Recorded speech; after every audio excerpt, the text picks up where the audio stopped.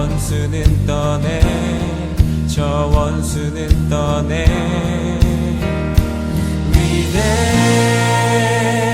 위대하신 주, 찬양의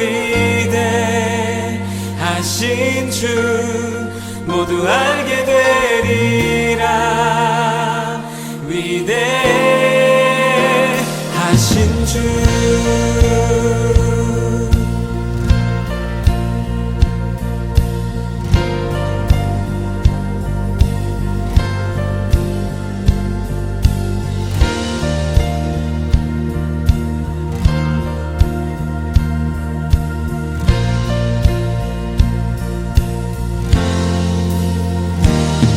영원한 주의 주,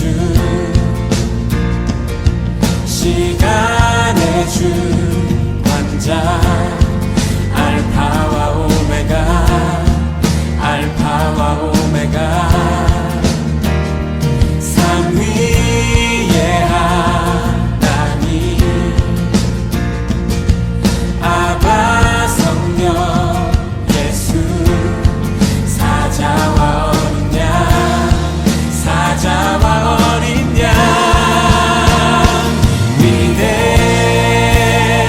위대하신 주, 찬양의 위대하신 주, 모두 알게 되리라. 위대하신 주,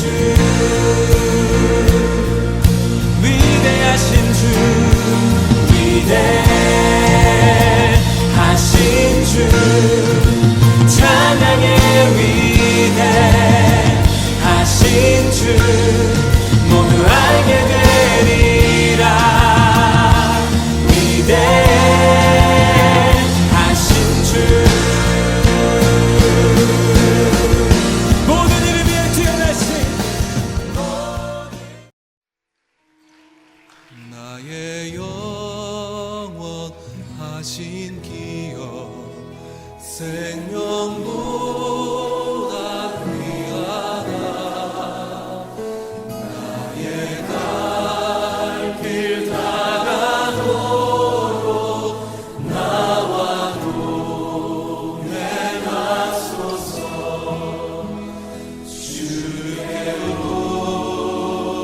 가까이, 주께로 가오니.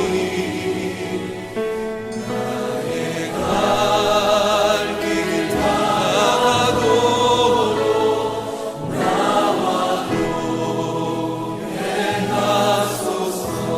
세상 부귀 아니함과 모든 명예 버리고, 모든 명예 버리고 험한 길을 가는 동안, 가는 동안 나와 동행하소서. 주께로 가까이, 주께로 가오니. 나의 갈 길 다가도록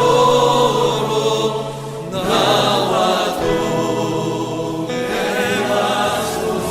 어두운 골짜 지나가며, 험한 바다 건너서, 천국 문에 이르도록 나와 동행하소서.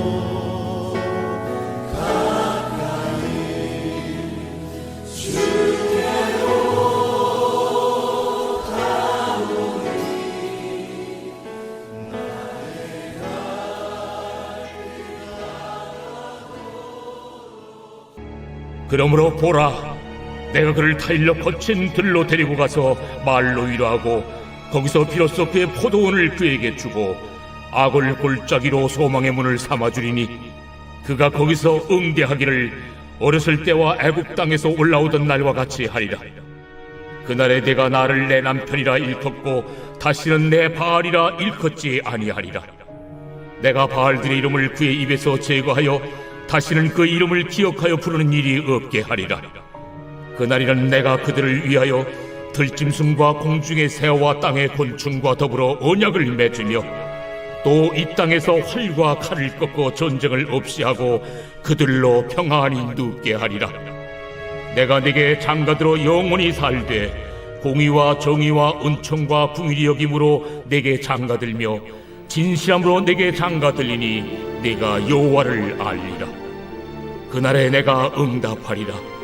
나는 하늘에 응답하고 하늘은 땅에 응답하고 땅은 곡식과 포도주와 기름에 응답하고 또 이것들은 이스라엘에 응답하리라. 내가 나를 위하여 그를 이 땅에 심고 긍휼히 여김을 받지 못하였던 자를 긍휼히 여기며 내 백성 아니었던 자에게 향하여 이르기를 너는 내 백성이라 하리니 그들은 이르기를 주는 내 하나님이시라 하리라.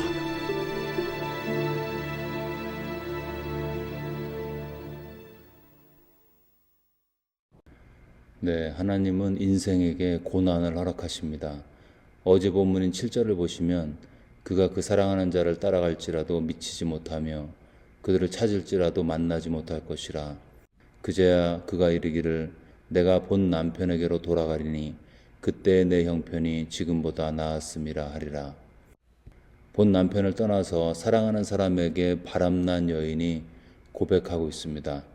내가 사랑하는 여인을 찾을 수 없구나. 남편 버리고 사랑을 찾아 떠났지만 내가 사랑하는 사람을 만날 수 없구나라고 탄식하고 고난 가운데 외치고 있습니다.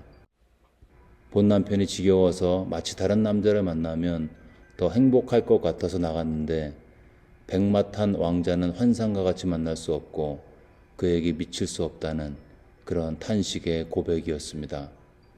이 고백은 남편을 5명이나 두었던 우물가의 여인의 고백이었을 것입니다. 그리고 하나님이 아닌 하나님을 대신할 대체제를 찾아서 하나님만이 주실 수 있는 기쁨을 구하고 있는 우리의 모습이기도 합니다. 어거스틴이 고백을 했죠. 주여, 당신께서 우리를 당신을 위한 존재로 창조하셨사오니 주께서 주님 안에서 안식을 받을 때까지 마음의 평안을 얻을 수 없었나이다. 이 어거스틴은 하나님을 떠나 우상과 육신의 쾌락을 쫓아 살았지만 자신이 찾고 찾았던 그 행복감은 누리지 못했고 그가 결국 고난의 마음의 고통의 한복판에서 하나님을 기억하고 하나님께 돌아왔을 때 그제서야 안식을 얻었다고 고백하고 있습니다.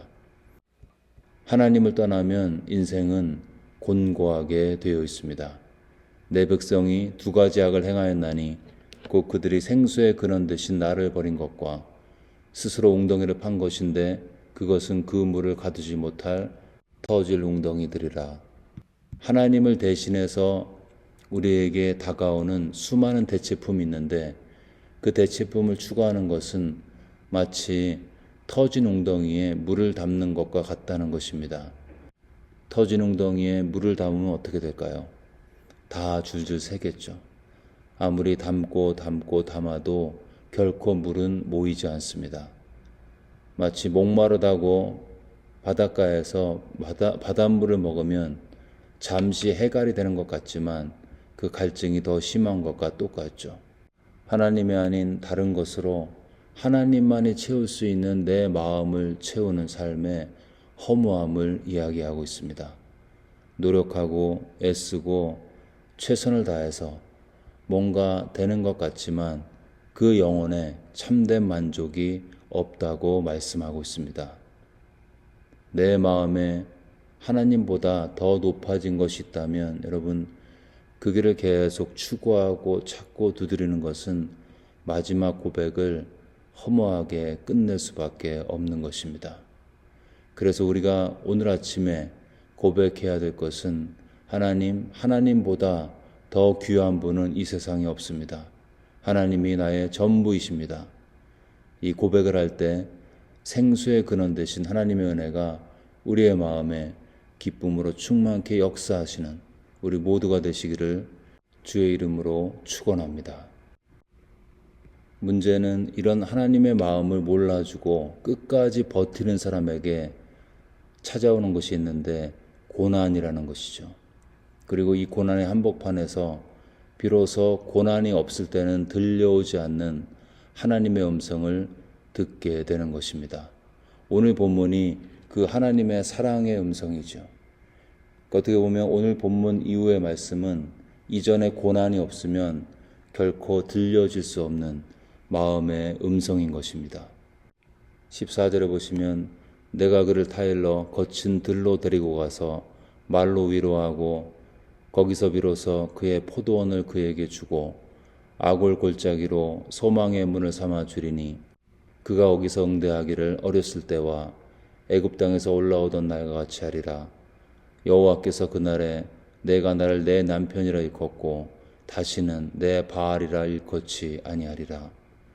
19절에 보시면 내가 내게 장가들어 영원히 살되 공의와 정의와 은총과 긍휼히 여김으로 내게 장가들며.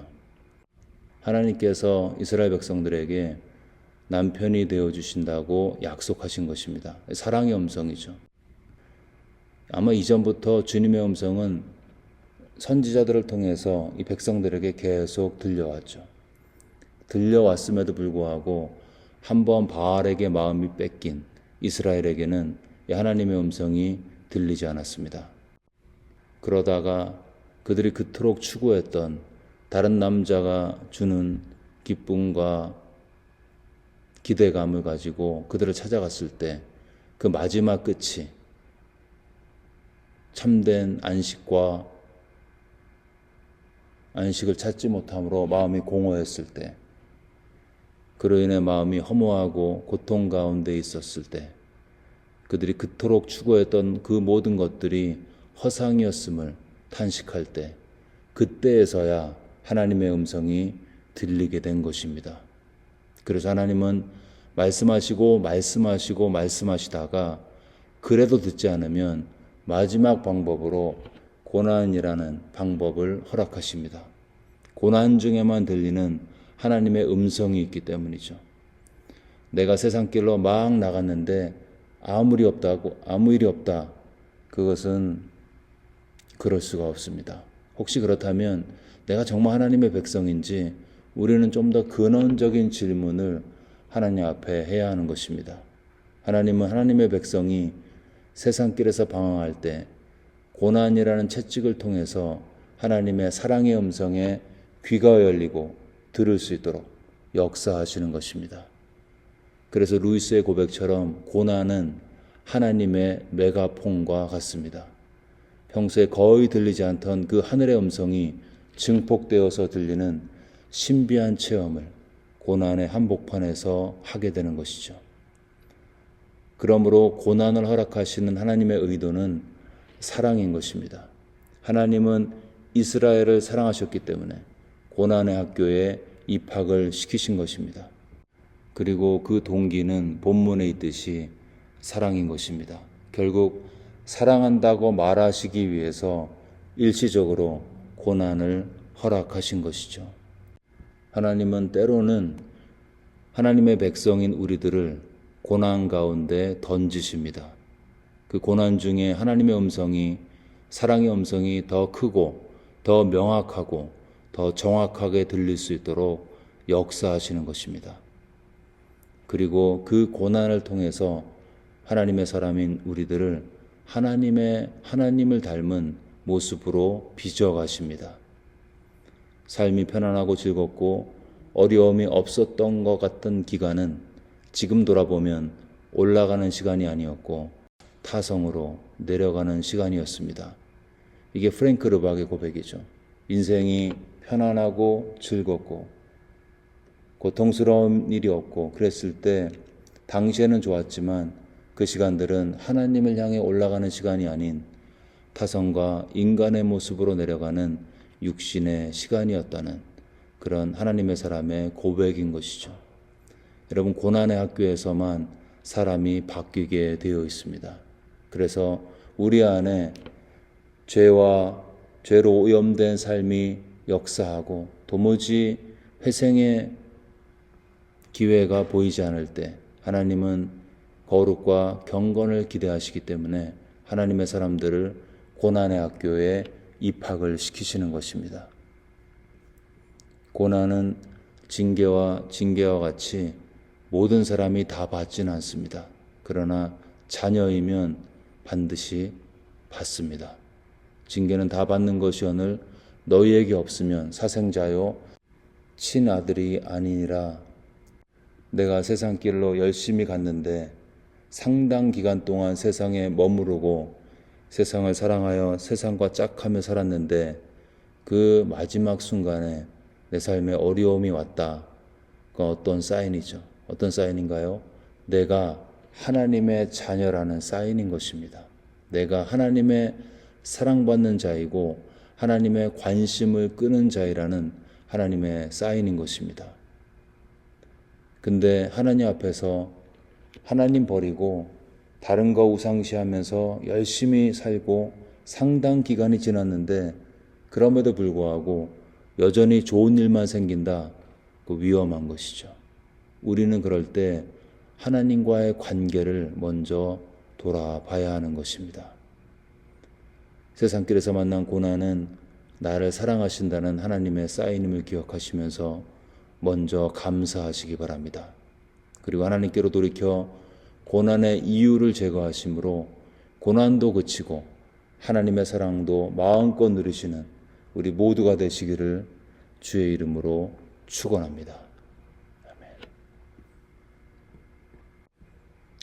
네, 이 시간 들은 말씀 붙들고 기도하실 때 우리 개인의 삶 가운데 고난이 왔을 때 이 고난 뒤에 감추어진 하나님의 사랑을 기억하고 하나님과의 관계 안에서 고난의 이유가 되는 삶을 정비하고 하나님을 사랑한다는 고백 안에서 승리할 수 있도록 도와달라고 들은 말씀 마음에 새기면서 간절히 기도하겠습니다.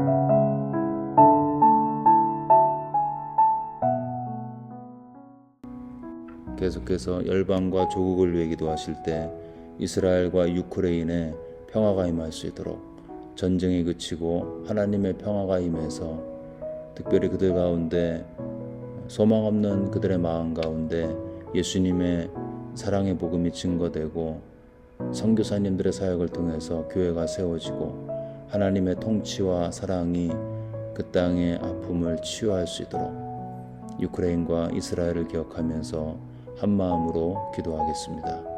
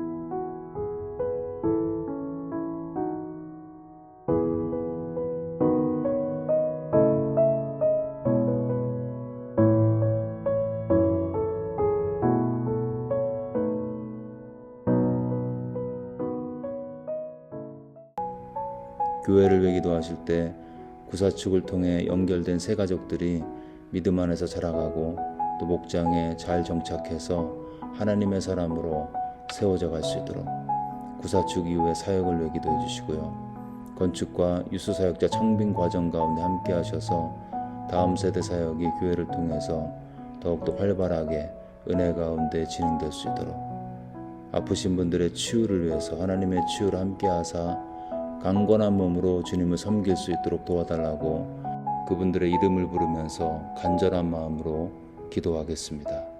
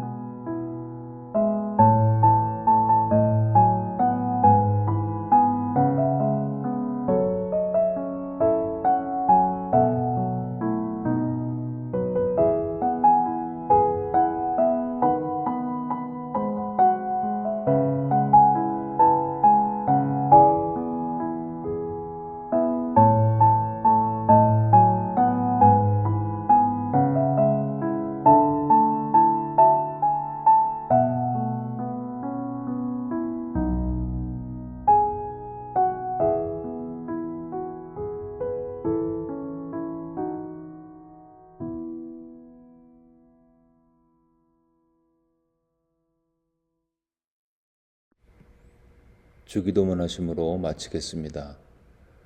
하늘에 계신 우리 아버지여, 이름이 거룩히 여김을 받으시오며 나라가 임하시오며 뜻이 하늘에서 이루어진 것 같이 땅에서도 이루어지이다. 오늘 우리에게 일용할 양식을 주시옵고 우리가 우리에게 죄 지은 자를 사하여 준 것 같이 우리의 죄를 사하여 주시옵고 우리를 시험에 들게 하지 마시옵고 다만 악에서 구하시옵소서.